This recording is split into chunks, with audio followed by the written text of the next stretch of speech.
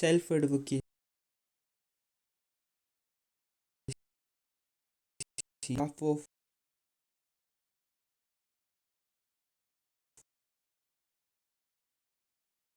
वह है किसी लिए बोलना, या फिर अपने लिए बोलना, या किसी संस्था या किसी पर्टिकुलर इशू के लिए बोलना, या एक्टिंग करना। मतलब कोई भी पर्टिकुलर इशू रेज करना किसी भी नज़रों में, या फिर जिससे आप बात कर रहे हो। फिर next is self advocacy in field of child with special need. जो CWSN है, इसकी फुल फॉर्म होती है चाइल्ड विद स्पेशल नीड्स। इसके अंदर क्या होता है, सेल्फ एडवोकेसी इन CWSN के अंदर, कि child with special needs will speak on behalf of them self. मतलब वो खुद के बिहाफ पे बोलेंगे। मतलब कोई भी इशू है वो रेज करें कि मेरे को चढ़ने में कोई प्रॉब्लम हो रही है, तो इसमें मेरे को हेल्प चाहिए, यहाँ पे कोई मॉडिफिकेशन कर दो, इंफ्रास्ट्रक्चर मॉडिफिकेशन, या फिर on behalf of other person. मान लो कोई पर्टिकुलर पर्सन है कि उसे कोई वो बोल नहीं सकता, वो सिर्फ लिपसिंग करके या फिर फिंगरिंग से समझा सकता है। दूसरे जो स्पेशल नीडेड पर्सन है उसको समझाएगा कि मैं ये कहना चाह रहा हूँ। तो जिस पर्सन को नहीं समझ में आ रहा हो कि वो क्या है, तो उसके बीच में मतलब मीडिएट करना है एज ए ट्रांसलेटर, या कोई भी इशू इरेज करने के लिए किसी का भी जो पर्टिकुलर जो स्पेशल नीड्स है जिन्हें, उनका इशू रेज करने के लिए बोलेंगे। या फिर on a particular issue that affects persons with special needs.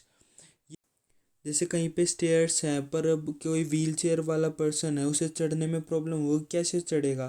तो आप कहोगे भाई यहाँ पे स्टेयर्स के साइड में कोई स्लोप भी बनाओ, जिससे कि भाई जो व्हील चेयर वाले हैं उसे भी ऊपर नीचे लेके जा सके।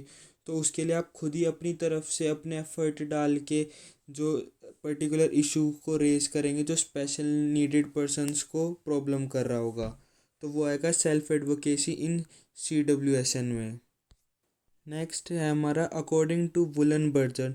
जो वुलर बर्जन है, इन्होंने कुछ कंपोनेंट्स बताए थे कि सेल्फ एडवोकेसी के क्या क्या कंपोनेंट्स होते हैं, उसमें क्या क्या चीज़ें इंक्लूड हो सकती हैं। तो सबसे पहला है कि कॉस्ट। मतलब कोई भी आप सेल्फ एडवोकेसी कर रहे हो, मतलब ऐसे जैसे लॉयर हमसे फ़ीस लेता है, तो उसमें आप अपना टाइम भी दे रहे हो, तो उसका उस टाइम की भी कोई कीमत होगी, तो है उस सेल्फ एडवोकेसी करने की कोई कॉस्ट होगी। नेक्स्ट है टाइम। मतलब अगर आप सेल्फ एडवोकेसी कर रहे हो, वो एक काम ही है, तो उसमें आप अपना टाइम दे रहे हो, तो उसके अंदर टाइम भी लगेगा।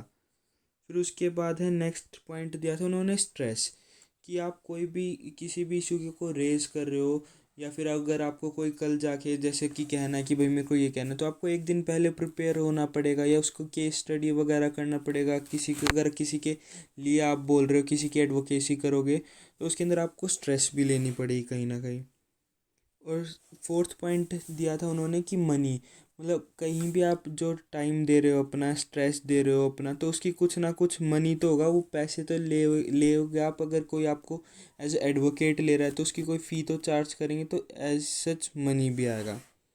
नेक्स्ट है पॉइंट दिया था उन्होंने सेक्रीफाइस ऑफ स्लीप। अगर आप स्ट्रेस लेओगे किसी पर्टिकुलर इशू के रेज करने के लिए, या फिर वैसे भी, तो आप कहीं ना कहीं स्ट्रेस होगी, तो आपकी स्लीपनेस जो होगी, स्लीपिंग सिकनेस हो सकती है, या फिर आपके स्लीपिंग पैटर्न में कोई चेंज आ सकता है या इशू आ सकता है, तो आपको अपनी स्लीप भी सेक्रीफाइस करनी पड़ सकती है। फिर उसके बाद दिया था उन्होंने सीरियस होगा या प्लेजर होगा। मतलब कोई अगर सेल्फ एडवोकेसी कर रहा होगा, तो या तो वो बंदा उस टॉपिक के लिए सीरियस हो जाएगा, या उसको मतलब कि सीरियसली लेगा, या फिर प्लेजर मतलब मजाक में भी कर सकता है। फिर उसके बाद है एंटरटेनमेंट। तो ये प्लेजर वाले का ही हो सकता है, एंटरटेनमेंट भी एग्जाम्पल है उसका।